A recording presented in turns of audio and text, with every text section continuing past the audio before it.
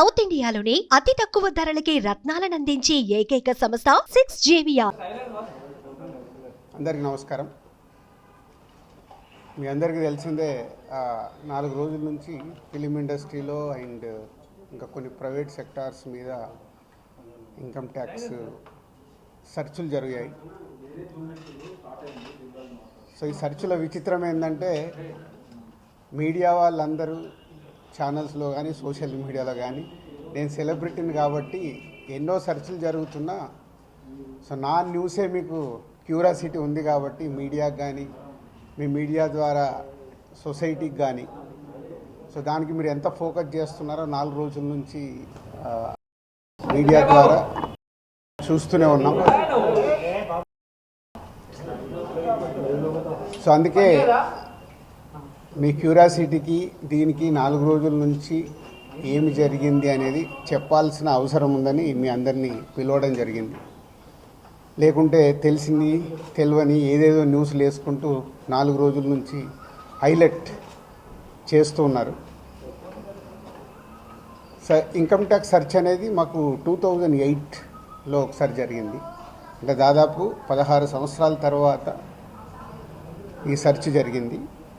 మధ్యలో 3 times surveys ఉన్నాయి. Surveys అంటే అకౌంట్ ఆఫ్ బుక్స్ అనేది చూస్తారు. సో ఈ సెర్చ్ అనేది ప్రాసెస్, వ్యాపారాలు చేస్తున్నప్పుడు ఇన్కమ్ ట్యాక్స్ చేయాల్సిన ప్రాసెస్. అలాగే మా మీద కానీ అదర్ వేరే ప్రొడక్షన్ హౌజెస్ మీద కానీ ఫైనాన్సర్స్ మీద కానీ నిన్న సెర్చెస్ అన్నీ ఉన్నాయి. పోతే మా దగ్గరకు వస్తే మా కుటుంబం మీద ఏదైతే ఆఫీసు ప్లేస్ ఉందో ఆఫీస్ దగ్గర ఈ సెర్చ్లు జరిగాయి. సో మొదటి 3 రోజులు ఎవరిది వాళ్ళకి ఇండివిజువల్గా సెర్చ్ చేసి స్టేట్మెంట్స్ తీసుకుంటారు. అయిన తర్వాత లాస్ట్ డే నిన్న ఆఫీస్లో కన్క్లూడ్ చేస్తారు. సో మా హౌజెస్లో జరిగిన కానీ ఆఫీస్లో జరిగిన దాంట్లో కానీ చాలా రిపీటెడ్గా వేసిన కొన్ని ఛానల్స్లో కానీ సోషల్ మీడియాలో కానీ ఇంత డబ్బు దొరికింది, ఇంత డాక్యుమెంట్స్ దొరికాయి, అది దొరికింది అనేది కొన్ని హైలైట్ చేశారు. ఎక్కడ కూడా మా దగ్గర డబ్బు కానీ డాక్యుమెంట్స్ కానీ ఐడెంటిఫై కానీ మా దగ్గర నుంచి వాళ్ళు తీసుకున్నది కానీ లేదు. నా దగ్గర ఒక 5 lakhs, మా శిరీష్ గారి దగ్గర ఒక 4.5 lakhs, అలాగే మా డాటర్ ఇంట్లో 6 lakhs, ఆఫీస్లో 2.5 lakhs, మొత్తం బిలో 20 lakhs మా అందరి దగ్గర కలిపి బిలో 20 lakhs ఉంది. అలా ప్రతి ఒక్కటిట్లో వాళ్ళు ఇన్కమ్ ట్యాక్స్ ఏమేమి చూశారనేది ఇలా వాళ్ళది అయిన తర్వాత పంచనామా చేసిస్తారు. సో క్యాష్ రూపంలో అది. అలాగే 5 సంవత్సరాల నుంచి మేము ఎక్కడ ప్రాపర్టీస్ కానీ వేరే దాంట్లో ఇన్వెస్ట్మెంట్ చేయడం కానీ ఎక్కడ ఏమీ జరగలేదు.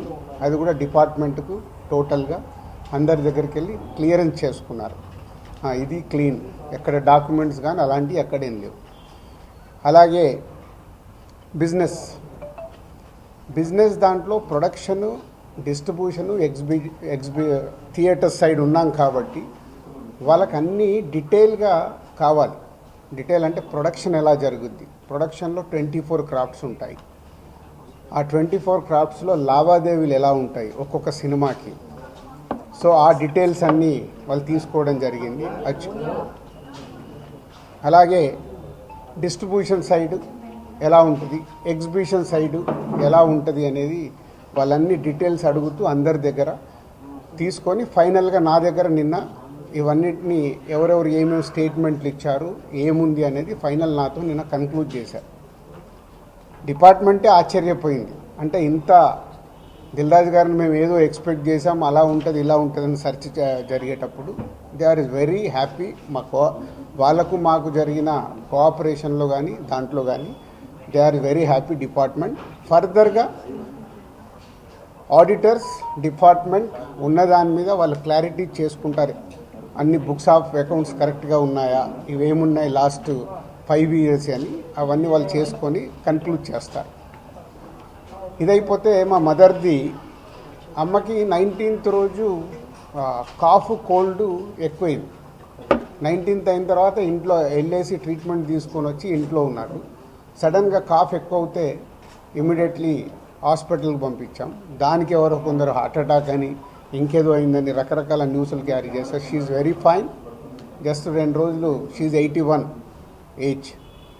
2 రోజులు హాస్పిటల్లో ఉండి ఇప్పుడు డిశ్చార్జ్ అయ్యి వస్తున్నారు. She very normal. Lungs infection కొంచెం పెరగడం వల్లే కాఫ్ వచ్చింది. దానికి ట్రీట్మెంట్ తీసుకొని వస్తున్నారు. సో దయచేసి నేను మీడియా వారిని 4 రోజులు జరిగింది కానీ ఇది కానీ మీకు తెలిసిందో తెలియందో హైలైట్ చేసుకుంటే వేయకండి. నేను ఎప్పుడు రిక్వెస్ట్ చేస్తుంటాను. అంటే ఇప్పుడు నా మీద మీకు ఎంత క్యూరియాసిటీ ఉంటుందో ఒక సెలబ్రిటీగా, అలాగే చాలామందికి అది ఉంటుంది. తప్పుడు న్యూస్ వెళ్ళినప్పుడు అక్కడ వాళ్ళకి ఇటు మాకు తెలిసిన కుటుంబాలు కానీ ఇష్టపడే వాళ్ళు కానీ తప్పు న్యూస్లు వెళ్తాయి. దయచేసి మళ్ళీ నేను ఎప్పుడు చెప్పేదే మళ్ళీ చెప్తున్నాను, తప్పుడు న్యూస్ని బయటికి తీసుకెళ్ళకండి. Okay, thank you. ఎందుకు చేస్తారయ్యా? ఒక్క నిమిషం. 4వ రోజు నాది కాదు కదా, మైత్రిలో జరిగింది, అభిషేక్ మీద జరిగింది, ఇలా అందరి మీద. ఇది ఇండస్ట్రీకి సంబంధించి ఎందుకు టార్గెట్ చేస్తారు? ఇన్కమ్ ట్యాక్స్ అనేది ప్రాసెస్, ఇదేమో ఇల్లీగల్ కాదు. ఇన్కమ్ ట్యాక్స్ అనేది ప్రతి ఒక్కరికి, మీరు కూడా టీడీఎస్లు కడతారుగా, ఎందుకు కడతారు? అస్సలు తప్పు. ఇవే అంటున్నా, రాంగ్ న్యూస్లు మీ ఇష్టంకి వచ్చినాయి అనేసుకొని వేయడం ఎందుకు? అభిషేక్ అగర్వాల్ కూడా ఉన్నాడుగా, మైత్రి కూడా ఉందిగా, వాళ్ళకు ఉన్నదాని మీద 18 years అయింది. మా మీద సెర్చ్ జరిగి 18 years, ఏమో 2 years కాలే 3 years కాలే. అంటే ఆఫ్టర్ 18 years చేసే వాళ్ళు ప్రొసీజర్, ఇన్కమ్ ట్యాక్స్ ప్రొసీజర్లోనే జరిగింది, ఎక్కడ ఏమీ లేదు. అనవసరమని ఎక్కువ మీరు ఊహించేసుకొని హైలైట్లు చేయరు. ఓకే,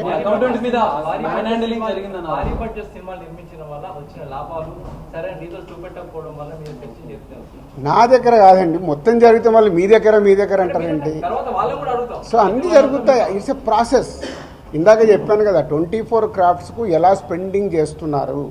ఇప్పుడు మా గేమ్ చేంజర్ ఇంత బడ్జెట్ అయింది, ఎలా స్పెండ్ చేస్తున్నారు. They want all accounts. మేము క్లీన్గా ఉండొచ్చు, తీసుకున్నోడు ఉండకపోవచ్చుగా. సో మా దగ్గరికి వెళ్ళి అన్ని డీటెయిల్ తీసుకొని ఎవరెవరికి వెళ్ళాయో వాళ్ళ ద్వారా చెక్ చేస్తారు. ఎందుకంటే TDS, GST, so many process ఉంటాయి. అంతేగాని ఎక్కువ ఊహించేసుకుంటున్నారు, ఏం లేదని. అంటే హైలైట్స్ దాంట్లో ఉండకుండా కొంచెం బయటికి రండి అని నా రిక్వెస్ట్. హీరోలకి టాప్ డైరెక్టర్స్ కి బ్లాక్ ఇవ్వడం వల్లే ఇష్యూస్ వస్తున్నాయి అనేది కూడా వినిపిస్తుంది. మీలో కొంతమంది, మీ ప్రొడ్యూసర్స్ కొంతమంది చెప్తున్నారు, దీనికి ఏమంటారు? మీ ఛానల్స్ కూడా చాలా చెప్తారు. బ్లాక్ ఎక్కడ ఉంది, ఎక్కడికి వెళ్ళి వస్తుంది, నువ్వు సినిమా ఎక్కడ చూస్తున్నావు, ఆన్లైన్లో టికెట్ బుక్ చేసుకుంటున్నావు. 90% బుక్ మై షోలో బుక్ చేసుకుంటున్నావు, పేటీఎంలో బుక్ చేసుకుంటున్నారు. ఎక్కడుంది క్యాష్? 90% అకౌంట్లోనే కదా అందరు మీరు బుక్ చేసుకుంటున్నారు, సినిమాలు చూస్తున్నారు. అది మళ్ళీ మీ ఊహ.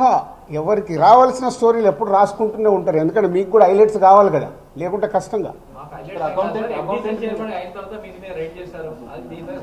నేను మీకు అదేనండి చెప్తున్నా, 2008లో అయింది సెర్చ్ నా మీద. ఎన్ని సంవత్సరాల తర్వాత వచ్చారు? 1, 2 ఓన్లీ నా మీదే అవుతే మీరు మాట్లాడేది రైట్. ఇండస్ట్రీలో చాలామంది మీద అయింది కదా. సో దానికి లింక్ లేదు కదా. అదే అనవసరమైనది ఊహించుకొని లింకులు చేయకండి అనే నా రిక్వెస్ట్. అసలు నేను ఆఫీస్కి వెళ్ళాను, మరి నాకు ఎవరైనా చెప్పలా.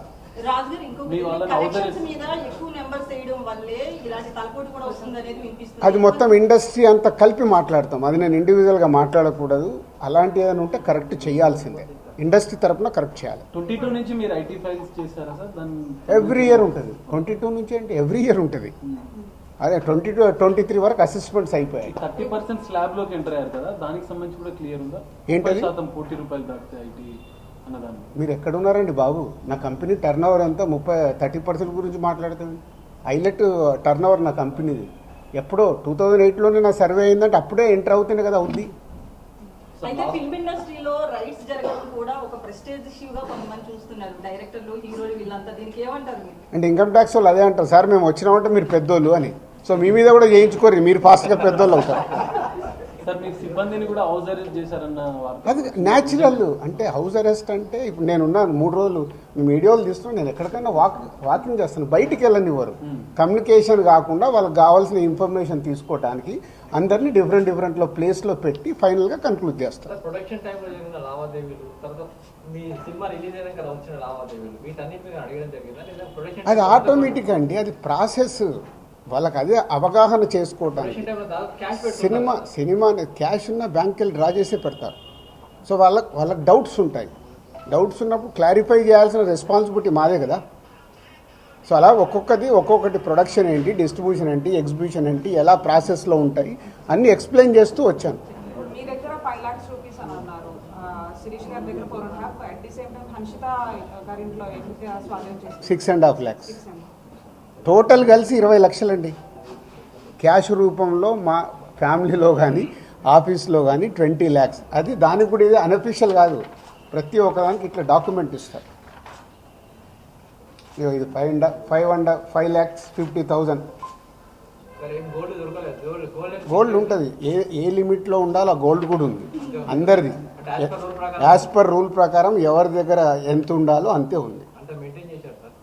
మెయింటైన్ అంటే మేము రెస్పాన్సిబుల్ పర్సన్ కదా, ఏది మేము తప్పులో ఉండకూడదుగా. అంటే రైట్స్ జరగడం కూడా మీరు ఎంత క్లీన్గా ఉన్నారనేది తెలుస్తుంది కదా. ఇగో నా వైఫ్ 77 లక్షలు. సో ప్రతి ఒక్కటి ఇట్లా ఇస్తారు వాళ్ళు డాక్యుమెంట్, పంచనామా చేసి ఇచ్చేసి వెళ్తారు. అందరికి క్లీన్గా ఉన్నాం. అయితే ఎన్ఆర్ఐ నుంచి పొలిటీషియన్స్ నుంచి కొంత బ్లాక్ మనీ రావడం, దాన్ని ఎక్కువగా ఫిల్మ్ ఇండస్ట్రీలో పెట్టడం ఇలాంటివి జరుగుతాయి అంటారు కదా, దీని గురించి ఏమన్నా? నాకు ఇప్పియరాదు, నేను తీసుకుంటాను. మరి తక్కువ ఇంట్రెస్ట్లో ఎక్కువ ఇంట్రెస్ట్లు కడుతున్నాను నేను. సంక్రాంతికి వస్తున్న సినిమా మీద ఏపీ హైకోర్టులో ఒక పిటిషన్ అవన్నీ జరుగుతూనే ఉంటాయి. ఎంతసేపు నెగిటివ్ పాజిటివ్ మాట్లాడు. అవన్నీ ప్రాసెస్లో జరుగుతుంటాయి. ఎందుకు వేసారు? ఏది ఆగదుగా, ప్రాసెస్ అది జరుగుతుంది. ఫైనల్ ఐటీ వాళ్ళు ఏం చెప్పారు సార్? ఏం చెప్పాలి, అయిపోయింది, మొత్తం తీసుకున్నారు. థర్డ్ రోజు వచ్చి కలవమన్నారు. ఈ లోపల చెక్ చేసుకుంటారు, ఆడిటర్ వెళ్ళి మాట్లాడతారు. థర్డ్ రోజు వెళ్ళి నేను కలుస్తాను. మీరు ఫిల్మ్ ఛాంబర్ ప్రెసిడెంట్గా ఉన్నప్పుడు నెక్స్ట్ మొత్తం ఇదంతా అయిపోయింది కదా, చెప్పినా మొన్నే 2025 స్టార్ట్ అని. సంక్రాంతి వస్తున్నాం, స్టార్ట్ అయింది కదా. ఎలా సూపర్ హిట్లు కొట్టాలనేది మన పని, అదే మొదలు పెడతా. ఓకే, పాజిటివ్ అండి. నోటీసులు ఇచ్చారు, ఎప్పుడు వేసుకున్నారు సార్? థర్డ్ రోజు రమ్మన్నారు. ఈ లోపల ఆడిటర్ వెళ్ళి మాట్లాడతారు. Okay, thank you.